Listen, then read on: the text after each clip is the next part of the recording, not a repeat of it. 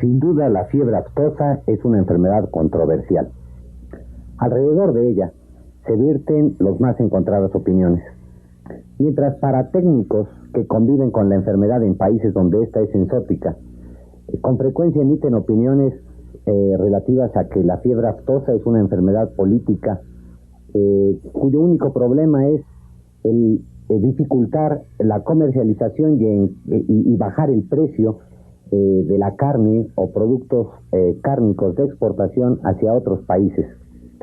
Para otros técnicos, especialmente aquellos que se encuentran en áreas libres, la enfermedad es la más importante de toda la patología veterinaria. Un problema similar se presenta a los médicos veterinarios que tienen que enfrentarse a una onda episótica de la enfermedad y tienen que llegar a un rancho a explicarle a un ganadero que van a sacrificar un ganado que no va a morir. La fiebre aftosa es una enfermedad muy antigua. Los primeros reportes de Fracastorius Girolamos se remontan a 1514. También la fiebre aftosa es la primera enfermedad de los animales en la que se demostró una etiología viral. Lo que es cierto es que a lo largo de toda esta historia, cada vez que la fiebre aftosa se ha presentado en un país o en una área, deja tras de sí una estela de animales maltrechos que han perdido en forma notable su capacidad productiva y que en muchas ocasiones nunca vuelven a recuperarla, aún de haberse recuperado del padecimiento. Pero realmente, ¿cuáles son los elementos en los que se basa la importancia de la fiebre aftosa? Yo siento que uno de los puntos vitales es la gama de huéspedes a las cuales afecta la fiebre aftosa. Entre ellos se cuentan los bovinos, los porcinos, los ovinos y los caprinos, que constituyen la base de la explotación pecuaria en cualquiera de nuestros países. Esta enfermedad, una vez que se presenta, afecta a la vez a todas las especies de mayor importancia económica dentro de la explotación pecuaria. La segunda es la extraordinaria resistencia del virus a los factores de dilución y a las condiciones ambientales. Es sabido de mucho tiempo que una partícula, una gota de líquido vesicular obtenido de una vesícula de fiebre aftosa, diluida 5 millones de veces, conserva su poder infectante sobre animales susceptibles. Del mismo modo, los trabajos de Cottrell relativos a la resistencia del virus en condiciones ambientales normales, esto es pasturas, aguas de drenaje, cobertizos, etc., resultan sorprendentes, especialmente en lo tocante a productos alimenticios contaminados con el virus. Otra cosa que es sorprendente de la fiebre aftosa y que está asociado con esta resistencia del virus es su notable facilidad para transmitirse. El virus se transmite en forma directa e indirecta por casi todos los mecanismos que se tratan dentro de epidemiología. El virus se transmite dentro de un rebaño fácilmente a través de aerosoles entre los animales enfermos y los animales susceptibles, y en forma indirecta a través de vehículos humanos, veterinarios, animales silvestres, y casi cualquier elemento que tenga la capacidad de moverse puede vehiculizar el virus y transmitirlo, transportarlo a nuevos animales susceptibles. Otro aspecto importante dentro de la fiebre aftosa es la elevada constante de mutación del virus. El virus de la fiebre aftosa, sabemos, presenta una serie de tipos y una grandísima cantidad de subtipos. Los tipos básicos OAC, SAT1, SAT2, SAT3 y ASIA 7 tienen, aparte de estos, cerca de 65 subtipos diferentes que complican enormemente todas las labores de vacunación, de protección, de diagnóstico, etc. Esto plantea también problemas serios en el momento de trabajar con virus en el campo, ya que en una zona el manejo de un tipo en un momento dado nos puede mutar y producirnos un tipo para el cual las vacunas existentes no nos están protegiendo. El otro aspecto importante es la secuela de padecimientos anexos a la enfermedad. Esto es, con gran frecuencia animales que han sido afectados por fiebre aftosa quedan imposibilitados para una explotación económica productiva. Esto es especialmente relacionado con animales que quedan con dificultades en las extremidades, pérdida del casco y deformación en los cascos, pérdida de cuartos como resultado de mastitis graves, como secuela de la infección primaria de tipo vesicular sobre los pezones, y la secuencia del aborto, que en muchas ocasiones nos deja animales estériles. Por último están los aspectos del impacto socioeconómico de la enfermedad en la producción y en la comercialización. Desde este punto de vista resulta interesante pensar que la manera más lógica de controlar la fiebre aftosa es a través de cuarentenas para evitar que la enfermedad difunda de un sitio al otro, y esto obviamente trae consigo una disminución drástica en el precio comercial de los animales o los productos procedentes de países con aftosa cuando van a ser importados a otros países. Esto es cierto y hay que recordarlo, no entre países afectados y países libres, sino dentro de los mismos países afectados. El ejemplo clásico lo tenemos en Sudamérica. Animales procedentes de Argentina requieren de cuarentena y un tratamiento especial antes de ingresar a Venezuela para evitar el paso de tipos no existentes en Venezuela y sí actuantes en Argentina. El virus de la fiebre aftosa se ha clasificado dentro de la familia Picornaviridae y le corresponde el género Aptovirus. Hay que recordar que dentro de la misma familia Picornaviridae se encuentran otros de los virus del complejo vesicular o enfermedades vesiculares. Estos son la enfermedad vesicular del cerdo, también de la familia Picornaviridae, el exantema vesicular del cerdo y el virus de los leones marinos de San Miguel. En el caso de la enfermedad vesicular del cerdo, pertenece esta al género enterovirus, y el exantema vesicular del cerdo y el virus de los leones marinos de San Miguel a los calicivirus. Bien, este aptovirus, el virus de la fiebre aftosa, se encuentra ampliamente distribuido a nivel mundial. Resulta mucho más fácil señalar en qué países no se encuentra la enfermedad que en aquellos en los que se encuentra.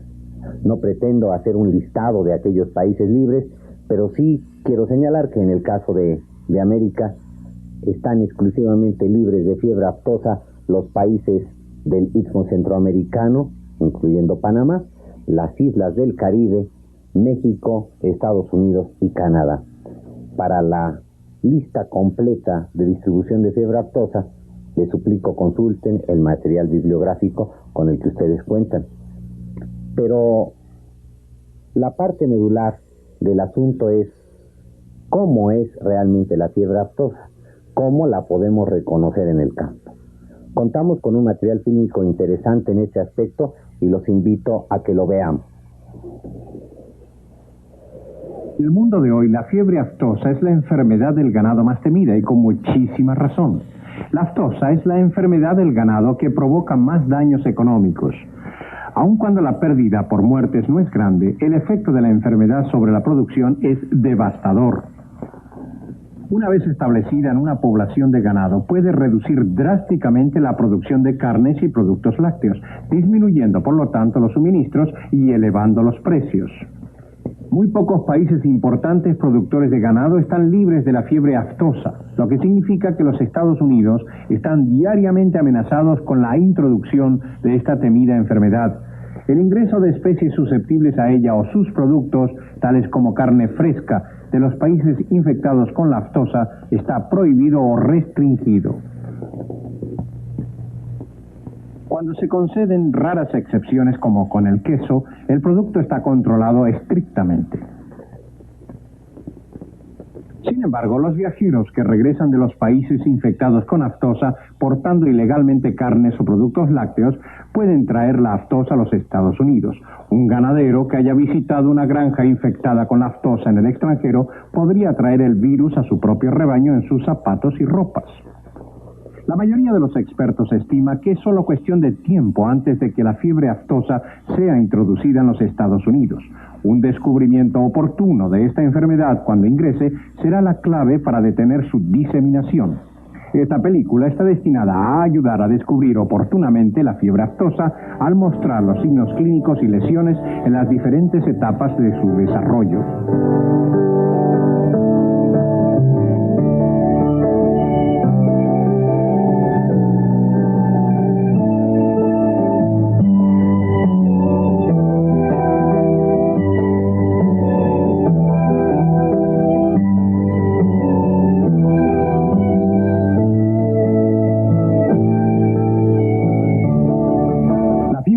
Es una infección viral contagiosa del ganado, cerdos, ovejas, cabras y otros animales domésticos y salvajes de pezuña hendida.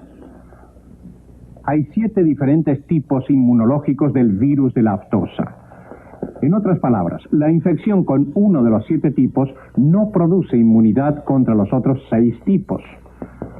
Los 7 tipos se llaman A, O, C, territorios sudafricanos 1, 2 y 3 y Asia 1. El cuadro del diagnóstico se complica aún más debido a que hay más de 60 subtipos de la fiebre aftosa y continúan identificándose otros nuevos. La fiebre aftosa no se puede distinguir clínicamente de otras enfermedades vesiculares. Estas incluyen la estomatitis vesicular, que afecta al ganado, cerdos, ovejas, cabras y caballos, y el exantema vesicular de los cerdos y la enfermedad vesicular porcina, que afecta solo a los porcinos. Otras enfermedades y condiciones que producen lesiones que pueden ser muy similares a la de la aftosa incluyen la glositis alimentaria, lesiones químicas, la rinotraqueitis infecciosa bovina, fiebre catarral maligna, fotosensibilización, diarrea viral bovina, lengua azul, rinderpest, estomatitis alérgica, gabarro o pedera, intoxicación por pastos del género Festuca, heridas traumáticas, viruela bovina, mamilitis herpética bovina. Los signos clínicos de la aftosa que se observan generalmente son un exceso de salivación debido a la formación de vesículas o ampollas en la boca y cojera debido a las vesículas en las patas. Por lo general, antes que se formen las vesículas, hay indicios de enfermedad como languidez, pérdida del apetito, inquietud, una drástica disminución en la producción de leche, fiebre de hasta 41 grados Celsius y a veces temblores musculares. Pocas horas después de que se observan estos primeros signos, se pueden notar chasquidos y temblores de los labios, exceso de salivación, una ligera descarga nasal, sacudidas y coses o cojera. A medida que progresa la enfermedad, esos síntomas y la cojera son más evidentes.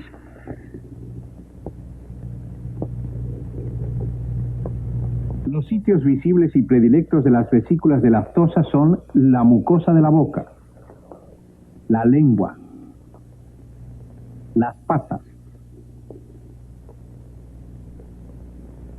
las fosas nasales externas y las tetas y ubre. Las primeras lesiones vesiculares podrían presentarse en la boca sin una salivación excesiva. Pese a que a veces esas vesículas son difíciles de ver, se pueden palpar, lo que provoca un severo dolor, haciendo que el animal se resista vigorosamente. Las vesículas también podrían desarrollarse en el rodete dental, encías, paladar blando y duro, y los labios. Las vesículas en el rodete dental y el labio inferior se revientan por lo general pocas horas después de formados, dejando un área rojiza y descarnada. Los primeros indicios de una lesión en la lengua son las áreas blanqueadas del epitelio. A medida que la formación de vesículas se hace más severa, el epitelio se desprenderá del tejido subyacente. El líquido vesicular claro, teñido de sangre o de color pajizo, que tiene un elevado contenido de virus, se pierde por lo general debido a la ruptura mecánica. Sin embargo, las vesículas de la lengua pueden persistir hasta unas 24 horas. Cuando esta cubierta epitelial se desprende, puede extirparse fácilmente, dejando la superficie rojiza en carne viva del tejido subyacente. El epitelio basal sobrevive generalmente, permitiendo la regeneración. Después que se ha reventado la vesícula, la curación es rápida, si no existen mayores complicaciones, tales como una infección secundaria. Una lesión se puede curar en 1 a 2 semanas. Las primeras lesiones en las patas pueden provocar solo una cojera leve, pero cuando se palpan, a menudo provocan una reacción dolorosa. Cuando las patas están afectadas, el animal estará renuente a moverse. Dentro de las 24 horas de los primeros indicios de la formación de una lesión, el epitelio en el área interdigital y alrededor de la banda coronaria podría estar afectada, dejando al epitelio de color blanco. Cuando se revienta la vesícula, queda descarnada y luego se pone necrótica. A menudo tienen lugar las lesiones en las patas simultáneamente con las lesiones en la boca. Sin embargo, una mayor formación de vesículas podría tener lugar más tarde. La curación en ausencia de una infección bacterial es bastante rápida, en este caso en cosa de días. Sin embargo, infecciones secundarias aumentarán la severidad de las lesiones y podrán demorar la curación. Cuando se presentan lesiones en las fosas nasales, estas son difíciles de ver y se reventarán pronto. Esas lesiones son generalmente superficiales y la curación es rápida, a menos que se produzca una infección secundaria. A veces se puede encontrar una vesícula grande en la fosa nasal. Cuando esta vesícula se revienta, el epitelio situado encima se transforma en una costra. Si esta se arranca, deja una erosión rojiza y en carne viva.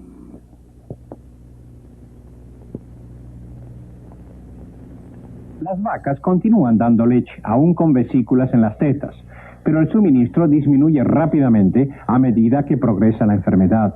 Uno de los primeros indicios de la aftosa en el ganado lechero es una súbita baja en la producción de leche. Aun cuando son menos comunes, las lesiones podrían también aparecer en los cascos rudimentarios. Corvejón y carpo, cola y otras áreas sin pelos. Es particularmente importante recordar que algunas cepas de la fiebre aftosa podrían exhibir solo áreas erosionadas sin una visible formación de vesículas. La aftosa en los cerdos muestra casi la misma patología que en el ganado bovino. Los primeros signos clínicos incluyen renuencia a moverse, cojera, fiebre y pérdida de apetito. Dado que las lesiones están relacionadas a menudo con áreas sujetas a trauma, uno de los sitios más comunes para las lesiones de la aftosa en los cerdos es el hocico.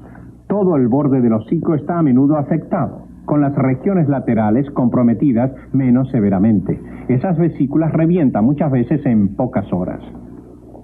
Con ciertas cepas de la fiebre aftosa, las lesiones son menos severas en los cerdos que en el ganado bovino, y las vesículas frecuentemente están corroídas y ulceradas debido al hociqueo para alimentarse. La boca, lengua y labios en los cerdos tienen lesiones menos visibles que las del ganado. Debido a las lesiones en la boca, los cerdos pueden salivar igual que el ganado. Pese a que la lengua por lo general muestra solo vesículas pequeñas y estas tienden a reventarse en una etapa temprana, a veces se encuentran lesiones grandes, como también se observan áreas considerables de tejido epitelial necrótico. Las vesículas se forman comúnmente en los labios, especialmente en el labio inferior, cerca de los colmillos. Las lesiones en las patas son muy dolorosas y por lo general el animal está renuente a caminar. Un cerdo con lesiones severas en las patas podría pisar como si estuviera indeciso en cuanto a qué pata poner en tierra. Si se le hace caminar, a menudo tropezará y caerá. Cuando el animal trata de arrastrarse, se podrían desarrollar lesiones traumáticas en la piel que cubre la rodilla y la parte inferior de las patas. La formación de vesículas podría extenderse desde la banda coronaria hasta los tejidos blandos de la pezuña, haciendo que se caiga y dejando expuesta la lámina sensitiva roja. Con más frecuencia, la pezuña permanece en su lugar. y la línea de separación se extiende por el casco, seguida por la nueva callosidad. En esos casos, cuando la callosidad vieja se desprende, la nueva generalmente ya está constituida. Si no existe una infección secundaria, la curación es rápida.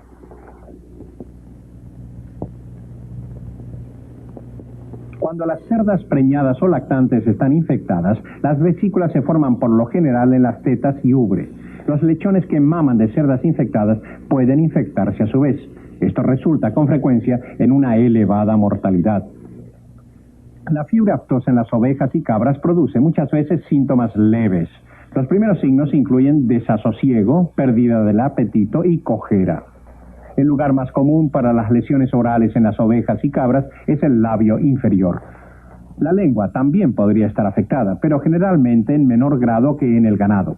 A menudo las lesiones en la boca de ovejas y cabras son tan poco aparentes que un propietario podría no sospechar la naturaleza vesicular de la enfermedad hasta que observa la cojera. Un diagnóstico diferencial de la lengua azul y del ectima contagioso es especialmente importante cuando se trata de condiciones vesiculares sospechosas en las ovejas y cabras.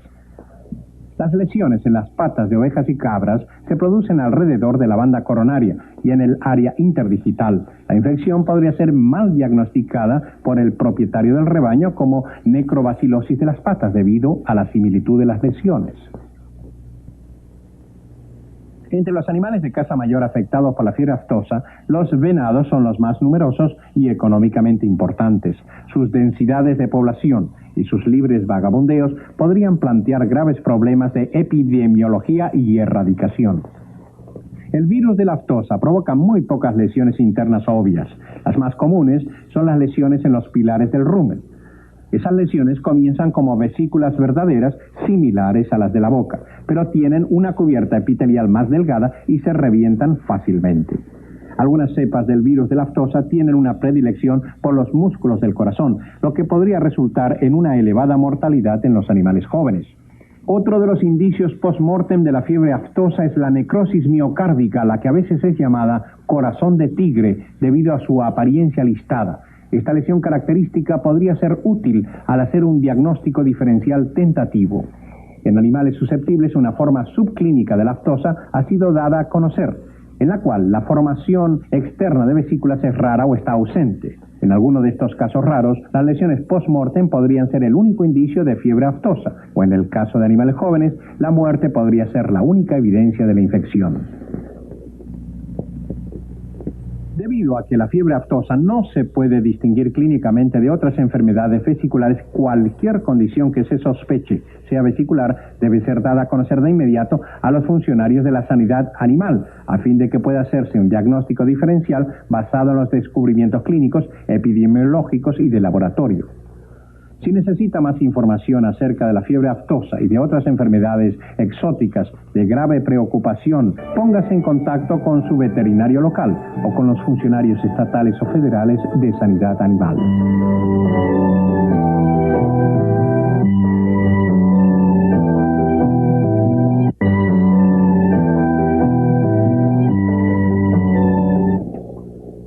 Bien, la película, dentro de los aspectos clínicos, creo que es excelente y da una idea clara de lo que en condiciones de campo debemos esperar respecto a fiebre aftosa.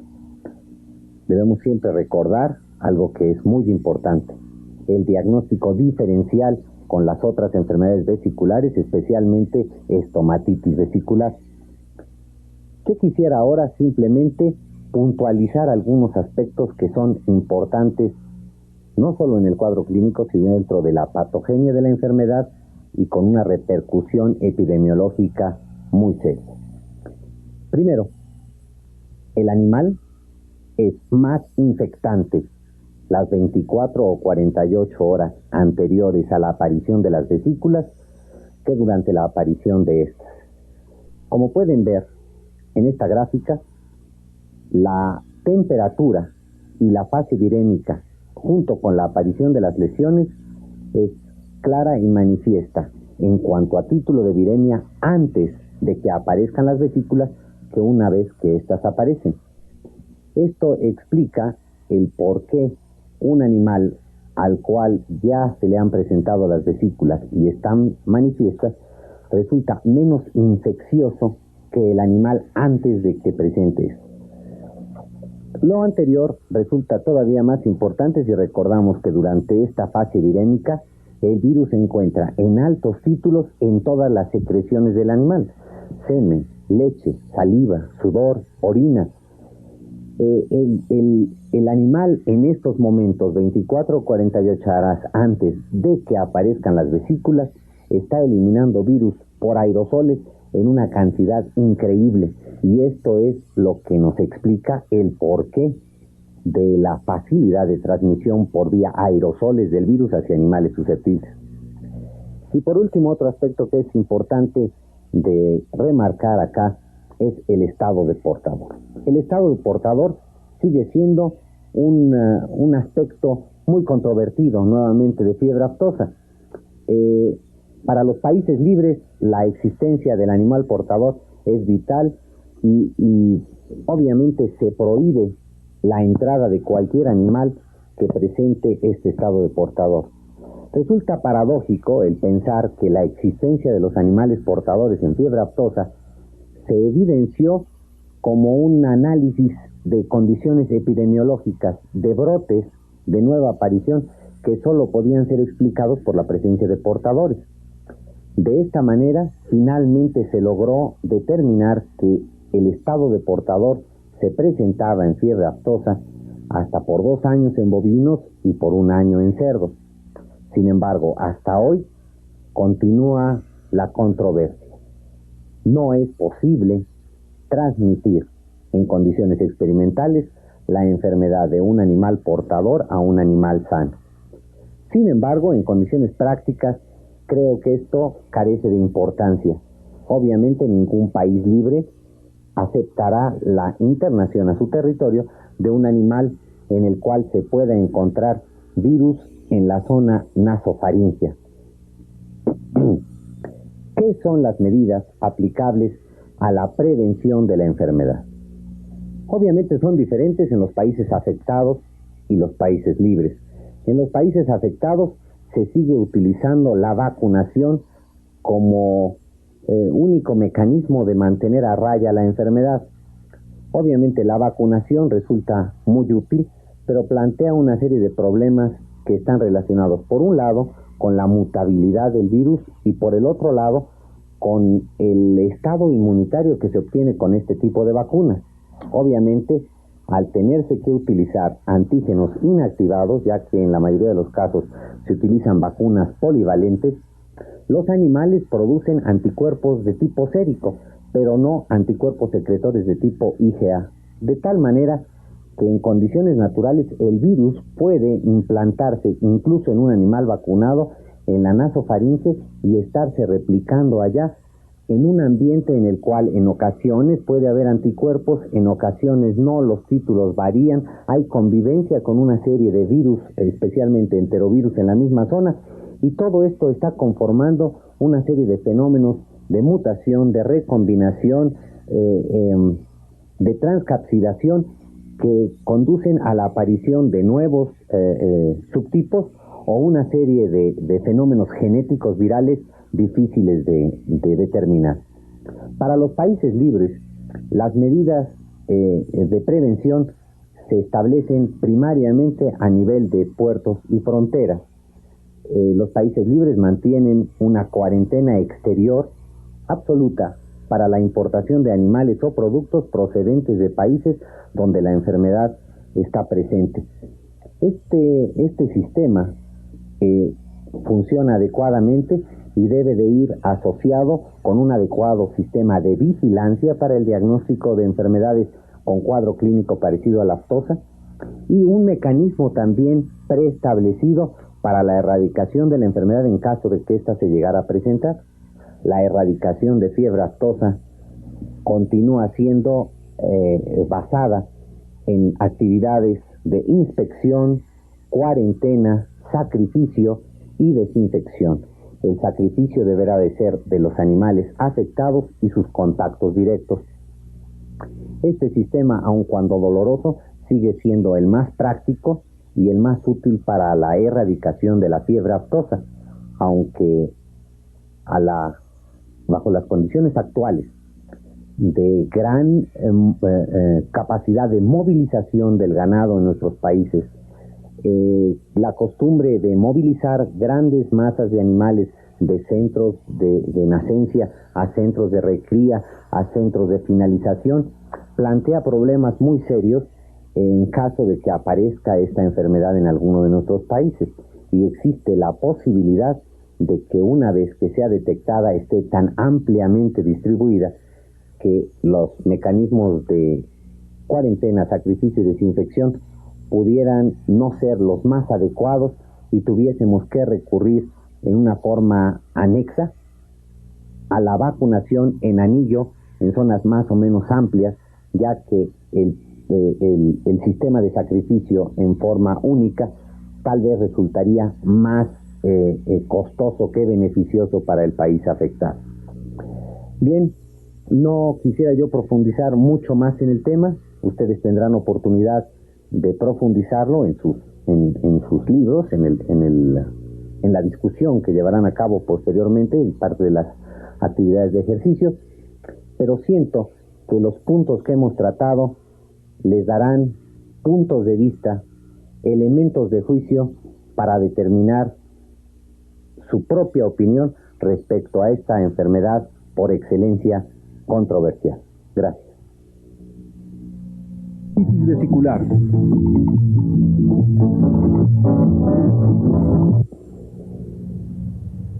Buenos días, soy el doctor John Mason, soy el codirector de la Comisión para la Prevención de Fiebre Aftosa en México. Ustedes ya han tenido la oportunidad de oír algo sobre el brote de fiebre aftosa en México. Yo quisiera seguir hablando de eso, particularmente cómo se refiere al problema de estomatitis vesicular. También quería mencionar que el brote de fiebre aftosa en México fue el origen de nuestro programa hoy día, que ha durado desde 1954.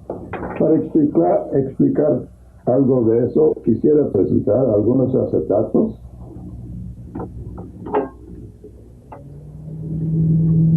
Ustedes, yo creo que saben que México tuvo un brote bastante grande de fiebre aftosa que duró desde 1946 hasta 54. Y este es el área donde tuvieron brotes durante este periodo. También yo creo que ustedes saben que el origen de este brote fue un embarque de toros de Brasil que vinieron, que vino y por un barco en 46 y paró en el puerto de Veracruz. Ese lote de toros quedó en una isla de cuarentena para varios meses. No encontraron ninguna evidencia de fiebre aftosa y les dejaron entrar. Unos pocos meses después, la gente notaron que había algo que no era muy común en el área. Hay que entender que en esta área, en este tiempo, había mucho estomatitis vesicular. Y como ustedes saben, como se mencionó antes, estomatitis vesicular da la misma apariencia como fiebre aftosa. Entonces, cuando entró la enfermedad de fiebre aftosa en esta área, la gente pensaron al principio que fue otro brote de estomatitis vesicular. Y realmente tardaron varios meses hasta que encontraron que realmente no fue estomatitis vesicular, sino fiebre aftosa. Sin hablar mucho más de la campaña, hay que mencionar que a causa del tiempo que tardaron en diagnosticar la enfermedad, empezó a salir de este foco y finalmente abarcó toda esta área. Con el final de que tuvieron que empezar a matar mucho ganado. Durante un año mataron más o menos 1 millón de animales, 500,000 bovinos y otros 500,000 caprinos, ovinos y cerdos. También por la cantidad de animales que tuvieron que matar, fue necesario parar el sacrificio y empezar a vacunar. Durante otro año vacunaron dieron como 60 millones de dosis de vacuna y finalmente terminaron con este programa porque ya no había mucho brote de fiebre aftosa que quedó. Quisiera mostrarle otra cosa. El laboratorio para diagnosticar fiebre aftosa y estomatis vesicular realmente no empezó hasta julio de 49, pero desde julio 49 hasta abril 54, cuando fue el último brote, realmente no tuvieron más que 4 brotes de fiebre aftosa. Uno en octubre 49, que actualmente no fue uno de los 4 porque se vio que fue un tipo O y nadie hasta esta fecha sabe de dónde vino.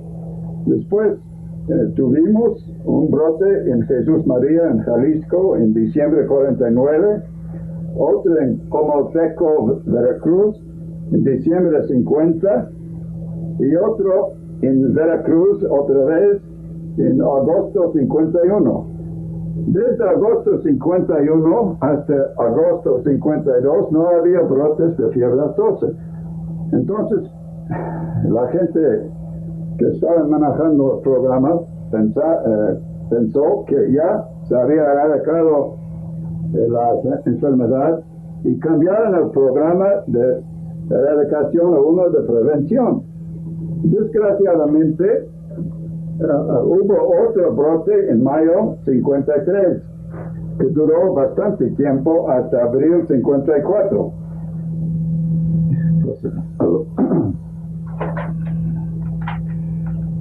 Pero con la apariencia de este brote, después de más o menos 1 año y medio desde el último brote, fue necesario armar un sistema de vigilancia para estar seguro de que cualquier brote de estomatis vesicular que pasó en México, que existía en México, no era realmente fiebre aftosa.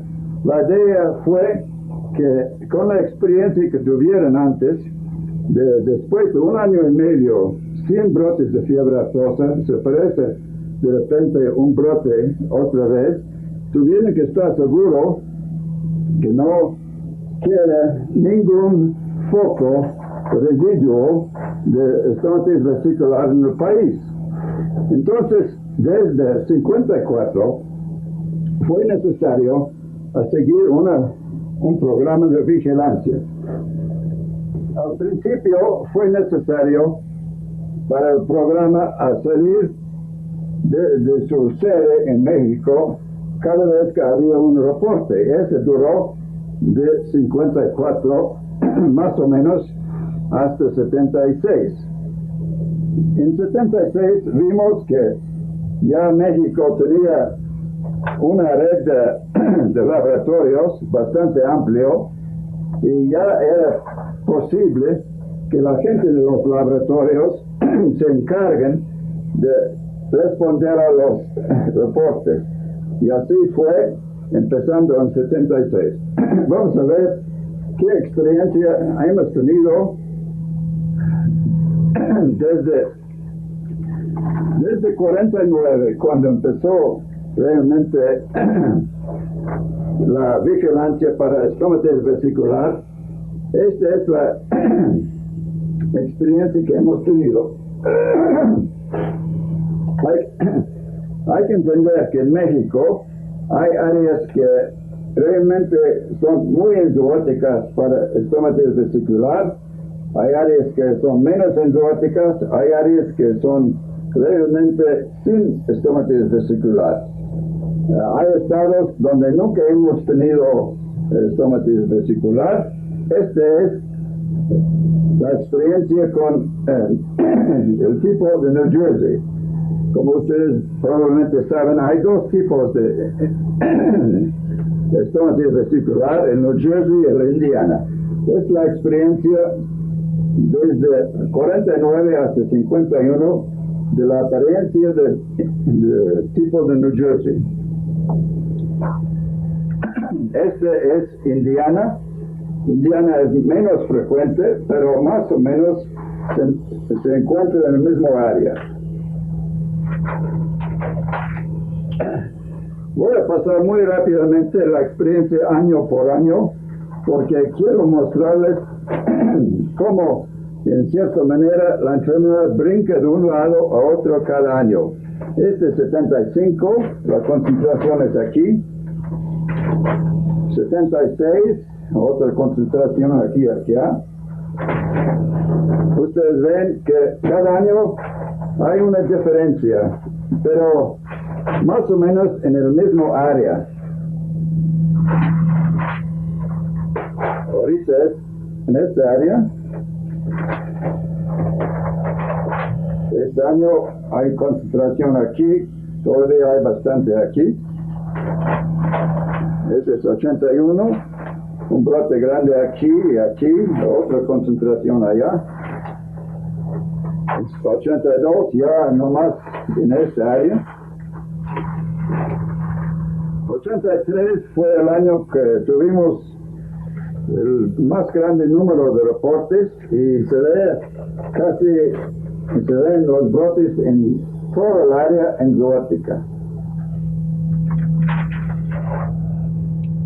84 más o menos igual, un poco menos, y ya están apareciendo unos brotes en el norte. Y es 85, más o menos el mismo patrón. En total, durante más o menos 30 años hemos investigado casi 2,000 brotes de enfermedad vesicular. No todos son positivos para estomatitis vesicular. Vemos, hay New Jersey, Indiana, hay unos que se llaman negativos porque aunque son vesiculares en el campo, salen negativos en el laboratorio. Hay algunas investigaciones donde no pudimos recoger muestras, y hay algunas que son realmente que nosotros llamamos no vesiculares. Al principio la gente en el campo pensaban que eran vesicular, pero al visitar el caso vieron que realmente no eran. Bueno, del total de investigaciones que hemos hecho durante todos esos años, 82% salieron vesicular, unos 18% no vesicular. De los que son vesicular, salieron 63% positivo para Indiana o New Jersey y 37 negativos. Probablemente estos también eran New Jersey o Indiana, pero por algún motivo la muestra no era suficiente o bastante bueno y salieron negativos en el laboratorio. De los que son positivos, 90% salieron Indiana, New Jersey y 10% Indiana. Bueno, ¿qué hemos visto en el campo como características de estomatitis vesicular? Primero, hemos notado que el brote tiene un inicio muy rápido y casi simultáneamente sobre un área bastante limitada. Hemos visto que hay pocos casos en animales jóvenes, no hay muertes, Hay grupos especiales afectados. Por ejemplo, hemos llegado a ranchos donde solamente la enfermedad afecta a animales en producción de leche y no animales que no están en producción no están afectados. Hemos visto que la mayor parte de los casos son en bovinos, menos en caballos y pocos en cerdos. El índice de ataque puede variar de menos de 1% hasta 100%, pero en promedio es como 10%. Hay que entender que como hay, vamos a decir, un promedio de 10%, hay otro 80 o 90% de los animales que pueden estar infectados con el virus, pero sin tener síntomas o signos. La mayor parte de los casos presentan lesiones en boca, algunos con lesiones en tetas y patas. Hemos visto, particularmente con Indiana, brotes que nomás tienen lesiones en tetas. Y eso obviamente hace mucho daño a ganaderos que quieren vender su leche. A veces los bovinos están afectados y en el mismo rancho que hay cerdos, los cerdos no están afectados y viceversa. Muchas veces en animales de leche hemos visto complicaciones de mastitis. También hay pierden mucho peso. Una cosa que nos parece bastante curioso, la mayoría de las veces cuando investigamos los casos no se puede encontrar fuentes de infección. No podemos entender de dónde viene esta infección. Parece rápidamente en una área sin entender nosotros de dónde viene. También hemos notado que la distribución de la enfermedad es muy esporádico. Quiere decir que hay un hato afectado en un lugar y no hay otro más que tal vez 2 o 3 kilómetros más distantes y están un poco esporádico. Aunque hay un brote en un área limitada, no cada hato en esta área está afectado. Como lo hemos mostrado en el mapa, hay áreas enzoóticas donde casi cada año hay un brote, no necesariamente en el mismo rancho o predio. Hay otras áreas que es menos episótico o enzoótico y hay brotes cada 2 o 3 o 5 años. En Estados Unidos, como vamos a mostrar después, hemos tenido brotes cada 10 o 15 años y hemos tenido brotes bastante grandes. Hay áreas, como he mencionado, en México, donde no encontramos ningún caso. En Quintana Roo, Yucatán, hasta el año pasado en Baja California nunca habíamos tenido brotes. Finalmente apareció un brote en Baja California. Hay una relación con la lluvia que vamos a discutir un poco más tarde. Y también vamos a hablar de la transmisión. Yo creo que personalmente la transmisión es por contacto de aerosol y también están involucrados los vectores y vamos a discutir eso también más tarde. ¿Cuáles son los reservorios? También vamos a seguir con eso.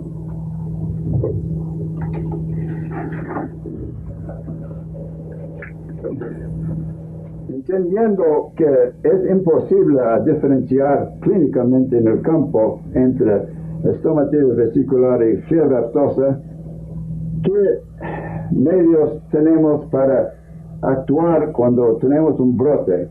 Hay cierta manera de ver una diferencia en el campo y eso es muy importante para nosotros a entender qué clase de cuarentena a poner exactamente en este predio si vemos un brote que puede ser estomatitis vesicular o fiebre aftosa.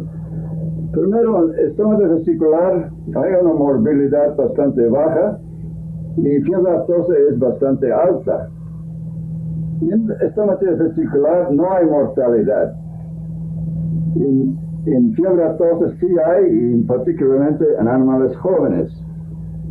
En estomacitis vesicular raras veces se ven casos en jóvenes, en animales jóvenes, y fiebre aftosa particularmente afecta a los braceros.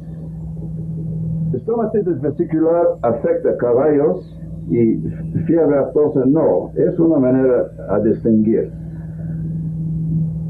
Estomatitis vesicular sí afecta bovinos y caballos y cerdos, pero según mi experiencia no afecta a los borregos o cabras. Pero fiebre aftosa sí afecta a los borregos y cabras. Estomatitis vesicular no produce abortos, al contrario, fiebre aftosa sí produce abortos. Cuando estamos hablando de generalización, quiere decir que en fiebre aftosa se pueden encontrar lesiones en boca, patas y tetas. Aunque de vez en cuando se ve esto en estomatitis vesicular, no es muy común. No es común ver las lesiones en los tres lugares. En estomatitis vesicular no se nota lesiones en el rumen o miocardio, y al contrario en fiebre aftosa sí. Estomatitis vesicular tiene algo que ver con la lluvia y temporadas de lluvia, pero fiebre aftosa puede pasar cualquier época del año. También es muy común en fiebre aftosa ver brotes en un área. Generalmente todos los vecinos tienen la enfermedad. No es muy común en estomatitis vesicular.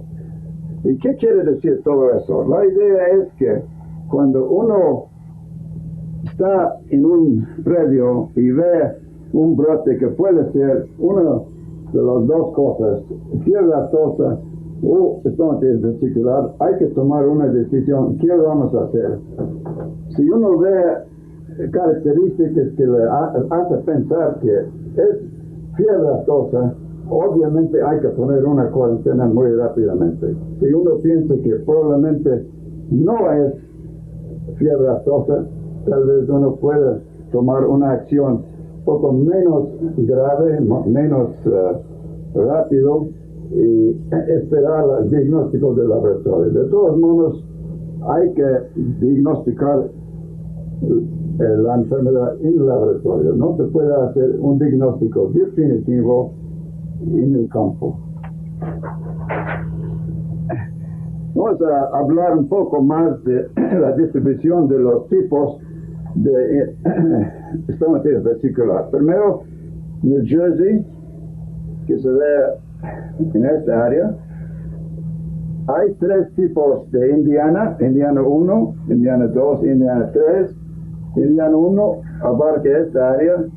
Indiana 2 se ve en América del Sur y Indiana 3 aquí en Brasil.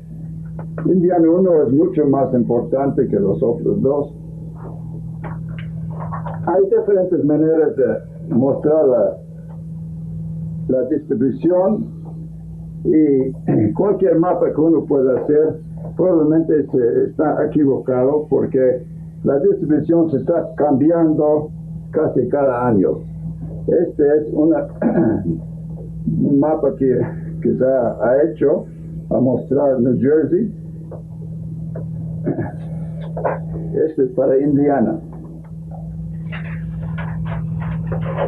Este es un mapa que han hecho basándose en diferentes brotes, y más o menos muestra la misma cosa.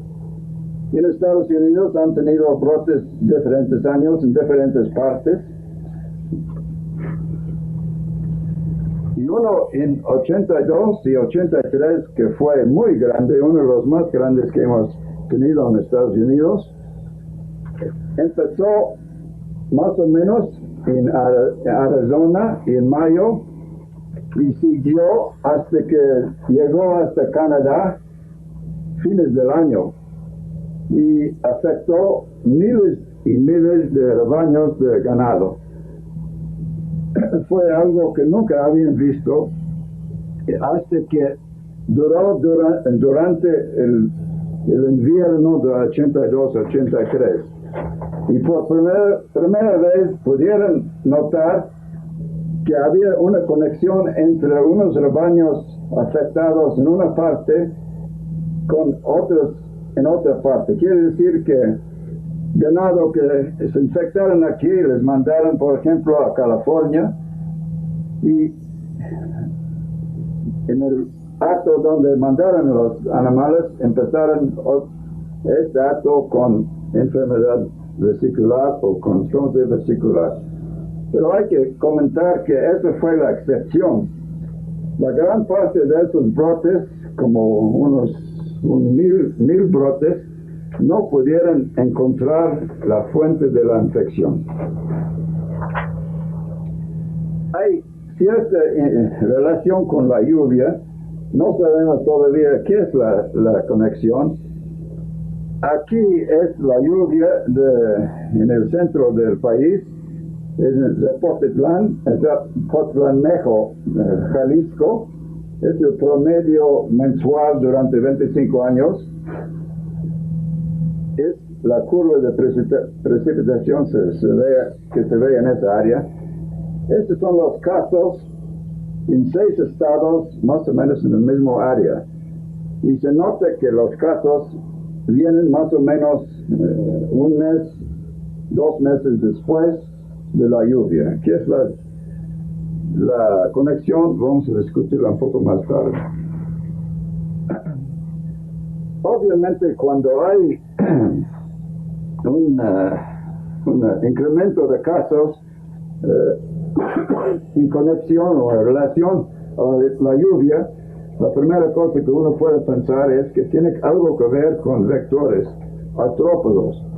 Y precisamente han notado en varios tipos de vectores, flebótomos, mosquitos de Aedes, Culex, algunos ácaros, también en algunos genes, Simulidae, que se puede encontrar el virus en estos vectores. Pero no se sabe seguramente si este es transmisión mecánico o biológico. Y finalmente llegamos a pensar qué es la manera que se transmite sonde vesicular y qué son los reservorios. Y francamente hay que admitir ahorita que no estamos seguros, que todavía es tópico de mucha investigación, y espero que en poco tiempo vamos a saber algo más, pero hasta ahorita no sabemos. Hay varias posibilidades. Primero, es posible que el reservorio existe en algunos animales pequeños, roedores del campo, y que hay transmisión por algunos vectores. Y tal vez hay posibilidad que hay transmisión transovario de los vectores mismos, que es como se ha mostrado con flebótomos. La otra posibilidad es que el reservorio es en los animales grandes, como bovino o equino, y que hay transmisión entre estos animales sin contar con los vectores. También es posible que los vectores ayuden en esta transmisión. La otra posibilidad es que la transmisión es mecánicamente hecho. Quiere decir que cuando hay lesiones en boca y los vectores están parados encima de una lesión, van a adquirir un poco de virus. Y este virus tal vez pueden pasar a otro animal. No sabemos seguramente, es una posibilidad. La otra posibilidad es que hay transmisión biológica y por picar pueden pasar el virus de un animal a otro. Para no olvidar que es una infección causada por un virus. Este es un diagrama del virus mismo. Está formado como un balazo, y hay que siempre entender que es del grupo rhabdovirus. La última cosa que quería mencionar, y realmente es la cosa principal que quiero dejar con ustedes, y nuestra experiencia en las investigaciones que hemos hecho a través de los años. Estos son 3 años como ejemplo. Hemos tardado desde empezó la enfermedad en un predio hasta que fue investigado el caso. Más o menos este año fue 6 días.1, este año 7 días.2, aquí también 7 días.2. Quiere decir que empieza un brote de enfermedad vesicular. Todavía no sabemos si es fiebre aftosa o estomatitis vesicular. Empiezan con babeo, con vesículas en la boca, patas, etc. Y el ganadero, espera un promedio de 6 días antes que reporte el caso. Después viene alguien a investigar el caso, toma muestras, y hasta que las muestras llegan al laboratorio que están examinados, tarda 2 días.3, o casi 2 días, 2 días y medio. Entonces aquí tenemos una demostración de que por lo menos va a tardar 9, casi 10 días antes que tenemos un diagnóstico si el brote es fiebre aftosa o estomatitis vesicular. Obviamente, si es fiebre aftosa, ha pasado 10 días durante lo cual la enfermedad puede repartirse por todo el país. El mensaje que quiero dejar es que hay que cortar este tiempo, porque en 10 días, si es fiebre aftosa, eso puede causar un brote que extiende por todo el país. Yo creo que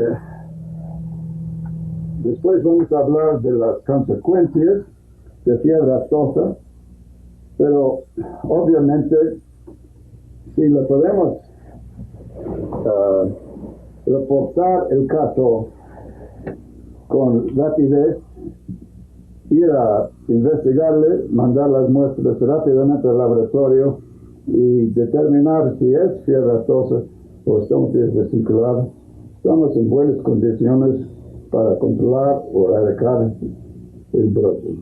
Exantema vesicular del cerdo.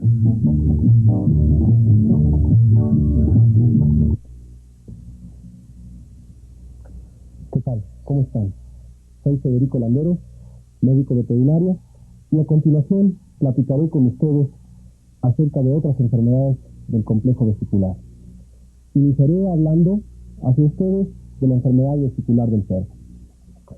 Esta enfermedad, en el año de 1966, fue detectada por primera vez en Italia. En cerdos que iban a ser sacrificados, se detectó una enfermedad de características similares a la fiebre aftosa, pero que el virus, una vez aislado, no correspondía a esta enfermedad.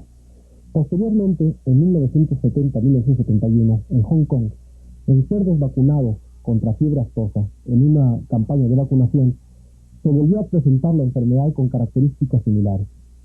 Se consideró que en un principio era la posible aparición de un brote de fiebre aftosa a causa de la vacunación. Posteriormente se observó y se llegó a detectar que correspondía a otro virus. Posteriormente, en el año de 1972, en Gran Bretaña se presentó un brote de las características similares. En los 2 casos anteriores y en este, se demostró y se llegó a confirmar que era un enterovirus diferente al virus de la fiebre aftosa. Este enterovirus ya clasificado se considera que está íntimamente ligado al virus Coxsackie B5 de los humanos. Una de las teorías es que hay una íntima relación entre estos dos virus y que quizás exista un pase del virus de Coxsackie humanos hacia los animales. La transmisión en todos estos casos estuvo relacionada con la escamota.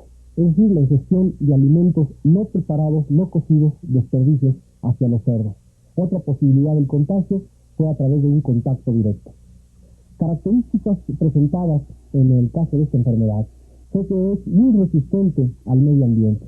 Es decir, después de haberse realizado programas de erradicación, a pesar de todas las medidas de desinfección y a pesar de todos los mecanismos que se llevaron de guardar tiempo para que se pudiera repoblar determinada granja, volvía, en el caso de Inglaterra, básicamente a presentarse la enfermedad.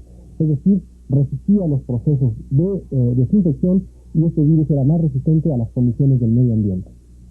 Una característica también muy importante de mencionar es que este virus es muy estable en pH bajos, es decir, en basuras permanece bastante tiempo en el medio ambiente.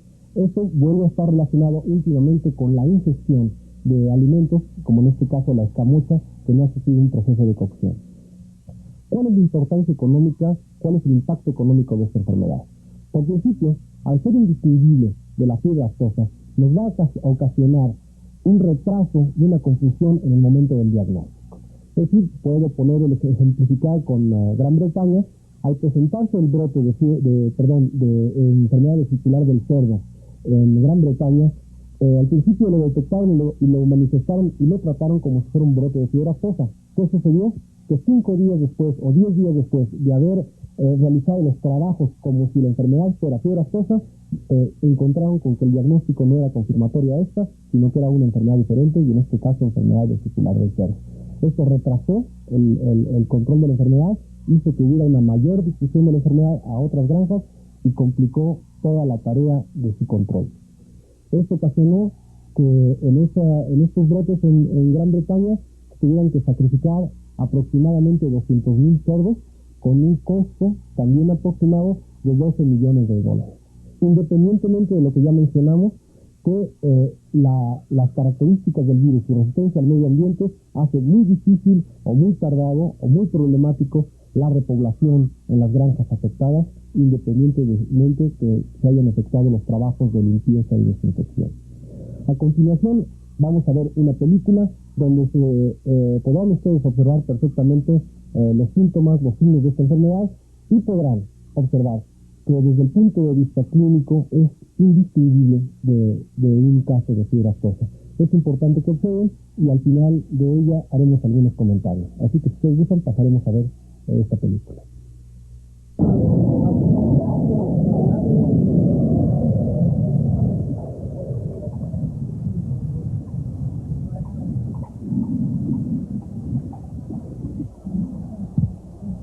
La carne es una parte importante de la alimentación norteamericana. La de cerdo y los productos porcinos constituyen alrededor de una tercera parte de la carne consumida cada año. Una disminución drástica en la producción porcina significaría la pérdida de muchos alimentos familiares, tales como el jamón, tocino y salchichas.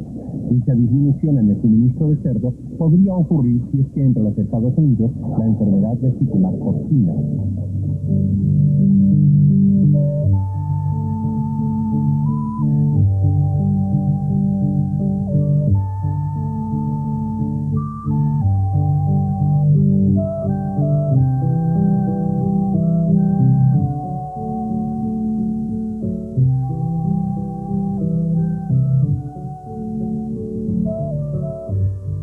La enfermedad vesicular porcina o SVD es una enfermedad relativamente nueva que fue descubierta por primera vez en Italia en 1966. Luego se la reconoció en Hong Kong en 1970 y enseguida en Gran Bretaña en 1972. Desde entonces la SVD ha sido diagnosticada en otros países de Europa y del Asia.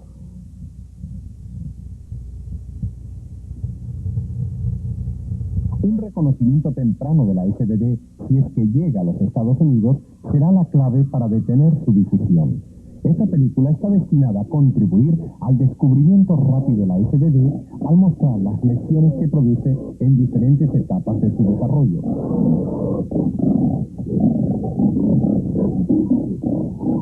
La SVD es una infección viral del cuerpo sumamente contagiosa. El virus es muy resistente y es transmisible a través del contacto animal, alimentación de basuras y factores mecánicos, tales como vehículos y vestimentas. Se caracteriza caracteriza por lesiones vesiculares y subsiguientemente erosiones del epitelio de la boca, fosas nasales, hocico y patas.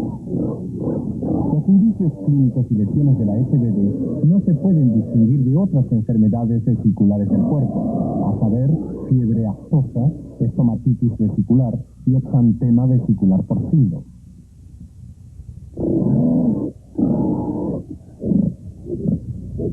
Otras condiciones comunes que podrían confundirse con la SBD son podredumbre del pie, vacuna porcina, fotosensibilización, erisipela crónica, estomatitis necrótica, articulaciones enfermas y heridas químicas o traumáticas de la boca y patas. Cerdos susceptibles que entran en contacto con animales infectados con la SBD mostrarán por lo general señales de la enfermedad entre 2 a 7 días. Usualmente, la primera señal de infección es cojera, caracterizada por un lomo arqueado, una tendencia a recoger las patas y una renuencia a moverse o a soportar un peso, debido probablemente a las patas doloridas y a cierta participación del sistema nervioso central.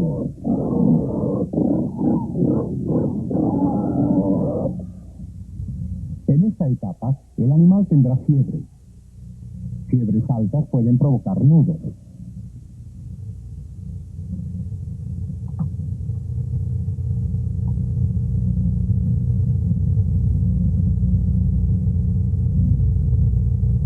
Las vesículas comienzan a las pocas horas de aparecer la cojera. Los sitios predilectos incluyen la almohadilla de las patas, las bandas coronarias y las áreas interdicitales. Las vesículas se ven con mayor facilidad en el aspecto lateral del espolón y la pata. Vesículas prominentes pueden observarse en el borde dorsal del hocico. También se forman lesiones en las fosas nasales, lengua, labios y tetas. A medida que las lesiones aumentan en gravedad, se reduce el consumo de alimentos y agua, debido posiblemente a la fiebre y la renuencia a ir a las artesas de alimentación. Sin embargo, si se les lleva alimentos, los animales comerán y beberán.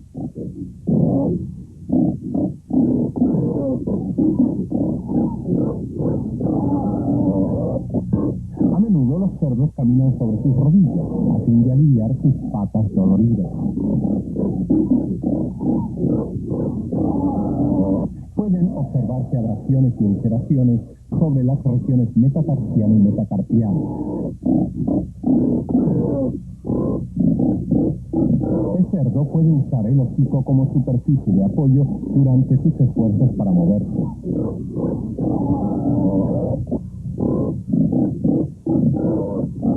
A medida que las vesículas comienzan a reventarse, el virus puede esparcirse a otras áreas epiteliales de las patas, formando placas ulcerosas en carne viva. En casos graves, el casco se desprende de la pata infectada. Pocas horas después de los primeros indicios de la enfermedad, aparecen lesiones en la boca, tan pequeñas como vesículas rotas o erosiones en las encías y lengua. Lesiones en el hocico aparecen más tarde y por lo general son más grandes. Las vesículas contienen un fluido de color pajizo con un contenido de virus muy elevado. Las vesículas del hocico se revientan rápidamente y se ven muy raramente en los casos en el campo. Un área ulcerada es evidencia de una vesícula anterior.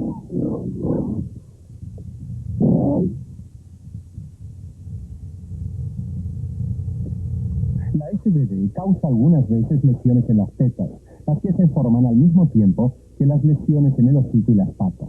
Estas se cicatrizan rápidamente después de reventar, a menos que existan infecciones bacteriales secundarias.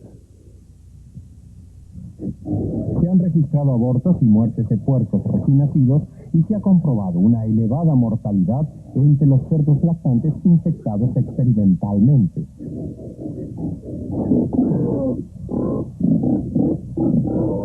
Las lesiones grandes halladas en las autopsias se limitan a las debidas a la vesiculación. Los Los síntomas clínicos presentados aquí pueden verse a menudo, pero hay formas más moderadas de la enfermedad en las cuales las lesiones no son tan severas.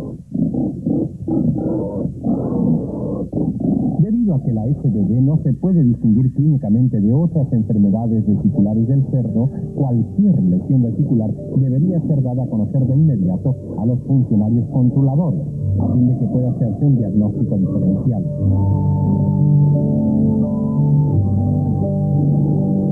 Para más información sobre la SBD y otras enfermedades raras de gran preocupación para la industria ganadera y avícola, póngase en contacto con su veterinario estatal o federal.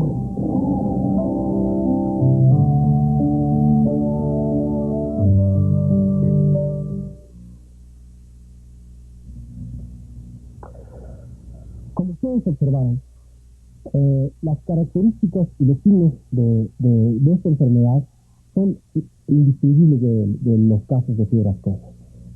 Encontramos cojeras, encontramos fiebre, hay problemas de lesiones similares en hocico, en patas. Como una información anexa, podemos mencionar que en forma experimental se ha visto que puede haber una elevada mortalidad de lechones. Es decir, lechones prácticamente recién nacidos, hay una elevada mortalidad, y en el caso de campo también se ha observado que puede haber abortos. El periodo de incubación de esta enfermedad se considera que es entre 2 y 7 días. Actualmente, esta enfermedad ha sido reportada en los siguientes países: en Polonia, en Austria, Francia, Suiza, Alemania Federal, Bélgica, Grecia, Malta, Taiwán y el Japón. Como verán ustedes, se ha difundido esta enfermedad, que en un principio fue diagnosticada en Italia, ha llegado a otras partes del mundo. Bien, ahora me voy a permitir pasar a otra enfermedad que está íntimamente relacionada. Es decir, hemos estado hablando del complejo vesicular y hay una serie de enfermedades que realmente están íntimamente ligadas. Esta plática estará versando sobre el exantema vesicular del cerdo. Esta enfermedad se presentó en California en 1932. Al inicio también se consideró que era un brote de fiebre aftosa. Prácticamente, mientras estuvieron los estudios y la confirmación de esta enfermedad, la enfermedad llegó a difundirse a 40 estados de Estados Unidos de América. Posteriormente, para 1933, se llegó a aislar el virus y se determinó que era un virus diferente a fiebre aftosa, que era un calicivirus. Es decir, ya fue clasificado y se determinó que era una enfermedad diferente a fiebre aftosa, pero indistinguible clínicamente. Para el año de 1955, esta enfermedad fue erradicada en los Estados Unidos. El periodo de erradicación de 1952 a 1955 tuvo un costo aproximadamente de $33 millones. Es muy importante aquí mencionar que los signos de fiebre aftosa son indistinguibles de esta enfermedad, exantema vesicular del cerdo, y de la enfermedad que anteriormente platicamos sobre ella. Datos interesantes con respecto al exantema vesicular es que para el año de 1972 se aisló en leones marinos de San Miguel, en las costas de California, en los Estados Unidos, Norteamérica. En leones marinos se aisló este virus, el cual estaba ocasionando problemas de aborto y vesículas en aletas, como podemos observar en esta transparencia. Como ustedes verán, prácticamente la lesión es idéntica a una vesícula presentada en otra especie animal, en este caso en el cerdo. Es muy importante mencionar que en estudios posteriores se ha observado que anticuerpos en animales marinos han sido anticuerpos prácticamente hacia esta enfermedad. Se han encontrado anticuerpos en leones marinos, se han encontrado anticuerpos en morsas, en foca elefante y en algún tipo de ballena. También en estudios que se han realizado se considera que el reservorio primario de esta enfermedad es un pez del océano que se le conoce como ojo opaco. También experimentalmente se ha visto que calcivirus marinos aislados de animales, de mamíferos marinos, experimentalmente causan la misma sintomatología que el exantema vesicular del cerdo cuando se hacen pases hacia cerdos. Es decir, es muy importante mencionar este tipo de datos. También es importante mencionar que se considera una de las teorías que cuando se presentó el brote de esta enfermedad exantema vesicular del cerdo en California, o sea, en el año de 1932, es una práctica constante el alimentar a los cerdos en esa época con escamocha producto de animales marinos. Es decir, parece ser que fue la primera etapa de un virus del mar que vino hacia nuestra especie. Pero ahora viene el otro dato interesante, que actualmente ese virus o virus similares o virus de características muy similares se encuentra ahora nuevamente en las especies marinas. Dentro de las medidas cuando se llevó a cabo la erradicación de esta enfermedad para el año de 1955 en los Estados Unidos de América, prácticamente desapareció por las medidas y los controles sanitarios al exigir que debían alimentarse los cerdos con escamocha pero hervida. Y posteriormente en trabajos en forma complementaria con el cólera porcina y otras enfermedades que prácticamente se prohibió la alimentación de cerdos con escamocha. Es decir, todas estas características nos hacen concluir que esta enfermedad únicamente fue reportada en los Estados Unidos de América y que actualmente se considera erradicada. Pero hay que tener mucha atención y mucho cuidado porque muchas de estas enfermedades, a pesar que no se encuentran en nuestras especies domésticas, pueden encontrarse en una forma permanente, en un reservorio, en animales silvestres y en este caso en animales marinos.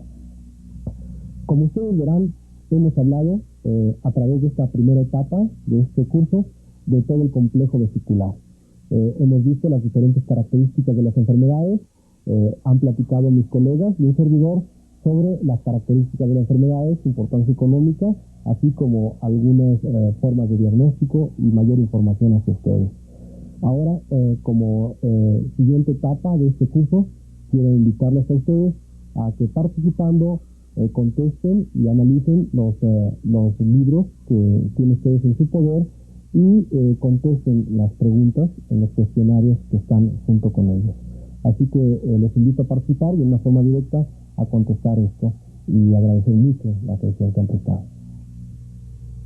Catarral maligna.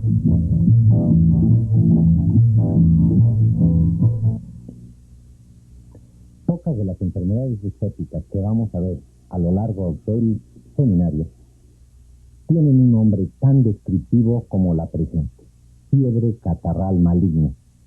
El nombre es tan altamente sugestivo y apegado a la signología del animal en condiciones de campo que facilita el diagnóstico de la enfermedad incluso para veterinarios sin mayor experiencia.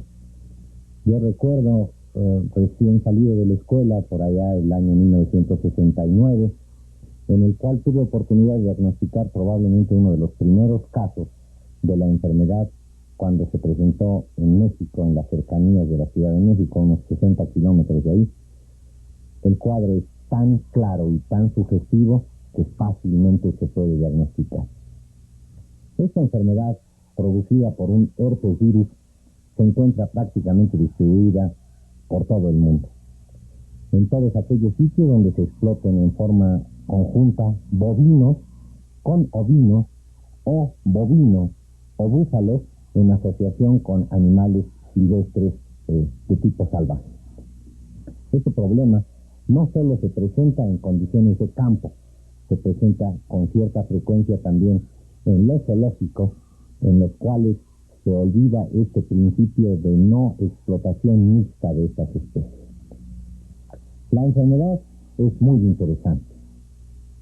En cuanto a desde el punto de vista epidemiológico, plantea grandes interrogantes muy interesantes de analizar. El primero es que la enfermedad, en el caso del bovino, no es transmitida del bovino enfermo a otros bovinos, de tal suerte que parece ser el eslabón final de una cadena epizootiológica en la que desconocemos los eslabones anteriores, o cuando menos los que siguen al anterior inmediato, que son aparentemente los ovinos o los ñus en la época de aparición.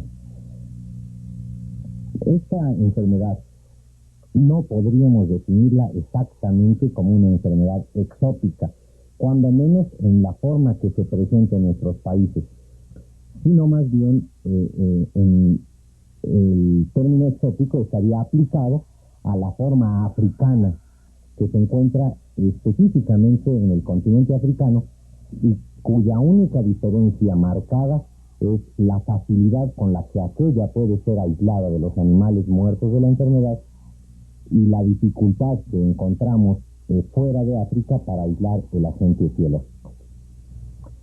Inició esta plática diciendo que la enfermedad es una enfermedad impresionante, impactante y cuyo nombre está íntimamente asociado al cuadro clínico. Los invito a que veamos una película que nos va a mostrar claramente la signología de la enfermedad.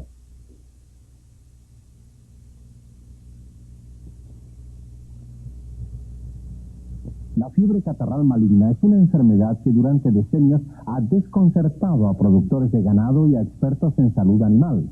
En África ha sido reconocida por mucho tiempo como enfermedad de los gnus o asociada con las ovejas y que afecta al ganado.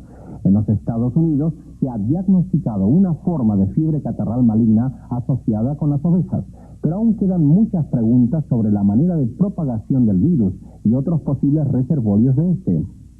Sin suficientes investigaciones que den respuesta a tales preguntas sobre esta enfermedad costosa e insidiosa, la fiebre catarral maligna podría tener un efecto significativo en la producción eficaz de ganado de engorde y lechero en los Estados Unidos.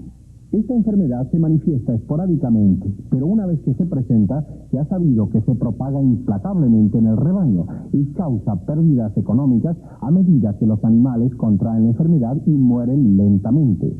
Esta película, que muestra signos y lesiones de la forma africana de la fiebre catarral maligna, tiene por objeto contribuir a la detección temprana de la enfermedad al mostrar los signos clínicos en las distintas fases de desarrollo de la enfermedad y las lesiones post-mortem. El diagnóstico y la investigación sobre la fiebre catarral maligna permitirán contar con información valiosa necesaria para responder a las preguntas acerca de la propagación y reservorios de esta enfermedad.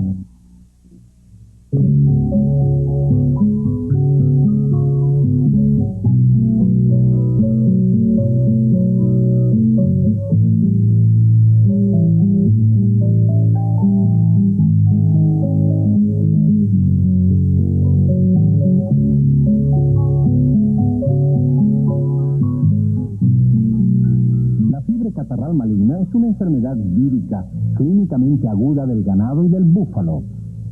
Esta enfermedad no afecta a los seres humanos. Aun cuando relativamente pocos animales podrían presentar síntomas de la enfermedad, casi todos los animales en los que estos se desarrollan mueren. Los síntomas clínicos tempranos de la fiebre catarral maligna pueden confundirse con los de otras enfermedades, lo que dificulta el diagnóstico. Durante siglos, la fiebre catarral maligna ha estado causando pérdidas en todo el mundo, especialmente en África, donde estas han sido muy elevadas. En África, la enfermedad se ha asociado por mucho tiempo con el contacto entre el ganado y el gnu, rumiante africano salvaje. Durante siglos, algunos ganaderos masái han estado separando su ganado de los gnus durante la estación de la aparición de gnus, ya que según la tradición y experiencia, tal separación evita la fiebre catarral maligna. Existen por lo menos dos tipos de la enfermedad: el tipo africano, asociado principalmente con los gnus, y el tipo americano y europeo, asociado principalmente con las ovejas. Sin embargo, la fiebre catarral maligna asociada con las ovejas también se manifiesta en África. El virus, aislado a partir del tipo africano, siempre produce una enfermedad clínica cuando se inocula en el ganado. El tipo africano de dicha enfermedad que se observa en esta película y la fiebre catarral maligna que se manifiesta en los Estados Unidos y Europa son indistinguibles clínicamente. Aun cuando las ovejas se consideran portadores inaparentes de la fiebre catarral maligna, no han sido concluyentes los estudios sobre aislamiento del virus de ovejas. Sin embargo, se ha logrado el aislamiento del virus de gnus africano. Todavía no se ha evidenciado cómo se propaga la fiebre catarral maligna y qué es lo que impulsa un brote en los Estados Unidos. En el África, al parecer, la enfermedad se manifiesta con más frecuencia inmediatamente después de la estación de aparición del gnus, pero tal correlación no ha sido formulada tan firmemente con la aparición de ovejas en los Estados Unidos. Los gnus sirven de reservorio del virus de la fiebre catarral maligna sin que manifiesten signos clínicos. Dicha fiebre podría introducirse en los Estados Unidos en rumiantes africanos importados como los gnus. Debido a que se sabe muy poco acerca de la manera como se propaga la fiebre catarral maligna y de sus reservorios, debe evitarse el contacto entre ganado doméstico y rumiantes africanos salvajes o sus crías recién nacidas. Entre las enfermedades que producen síntomas y lesiones similares a la fiebre catarral maligna figuran la lengua azul de los óvidos, la diarrea a virus de los bovinos, la rinotraqueitis bovina infecciosa, las enfermedades vesiculares y la peste bovina. Se desconoce el periodo de incubación de la fiebre catarral maligna. Experimentalmente, el periodo de incubación del virus africano varía de 9 días a 1 año, y la mayoría de animales muestran signos clínicos a los 13 días aproximadamente. Uno de los primeros signos de la fiebre catarral maligna es la subida de temperatura del cuerpo. Esta es generalmente elevada, entre 40 y 42 grados Celsius, 104 y 107 Fahrenheit.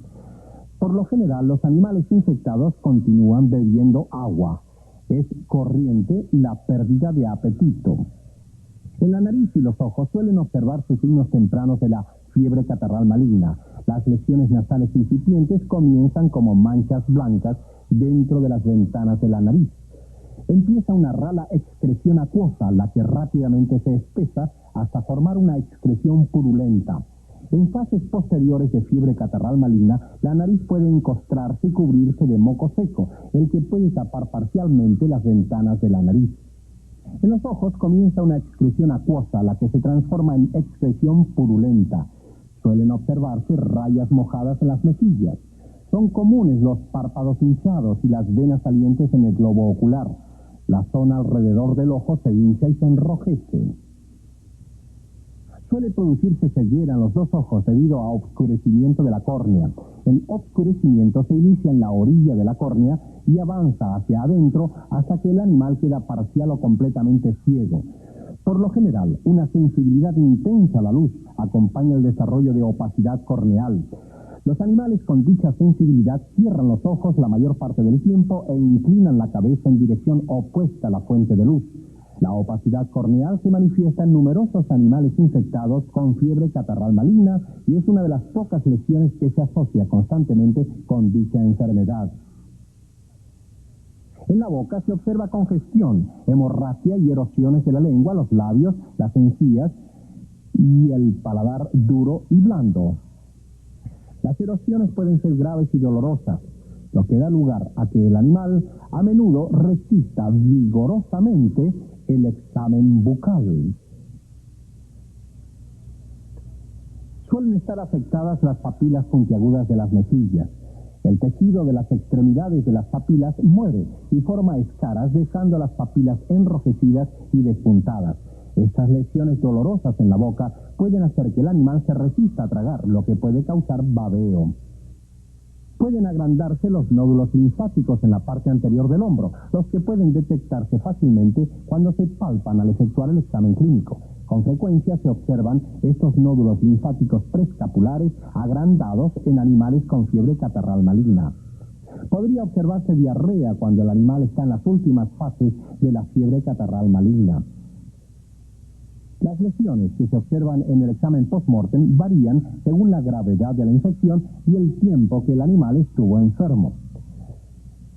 Los animales que mueren rápidamente podrían presentar pocas lesiones o ninguna, mientras que los animales cuya enfermedad dura más tiempo suelen tener lesiones pronunciadas. En el examen post-mortem se observan con más frecuencia lesiones en la nariz, los ojos, la boca y el tracto gastrointestinal.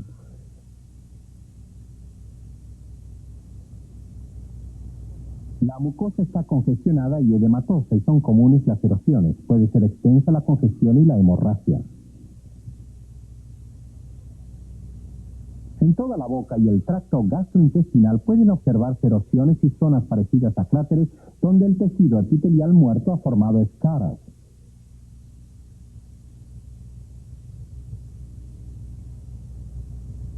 Las zonas de tejido muerto y las erosiones podrían ser especialmente graves en el esófago.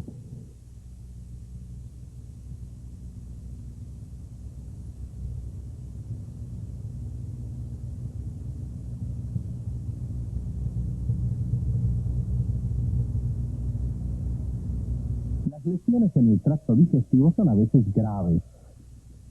Podrían haber zonas de tejido muerto en el rumen y omaso.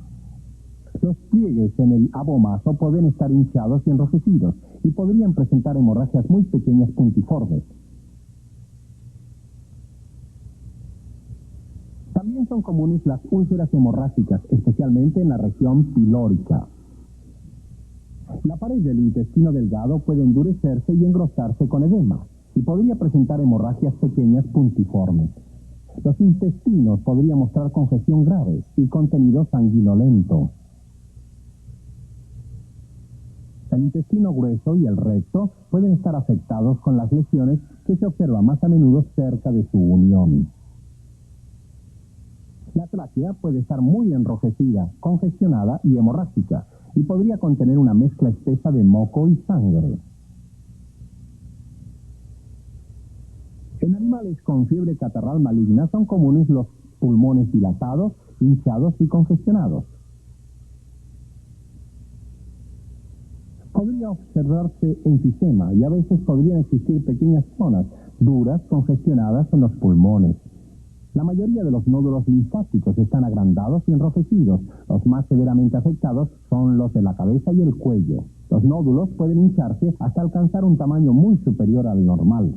Los análisis de laboratorio y las investigaciones de campo son medios auxiliares importantes en el diagnóstico de la fiebre catarral maligna. Para contribuir a evitar que la forma africana de dicha enfermedad se establezca, debe notificarse de inmediato a las autoridades de salud animal toda afección en el ganado que cause agrandamiento de los nódulos linfáticos preescapulares, ceguera parcial o completa, excreción nasal espesa y copiosa y muerte. Si desea mayor información acerca de la fiebre catarral maligna y otras enfermedades que preocupan a las industrias ganadera y avícola, póngase en contacto con el veterinario de su localidad o las autoridades estatales o federales de salud animal.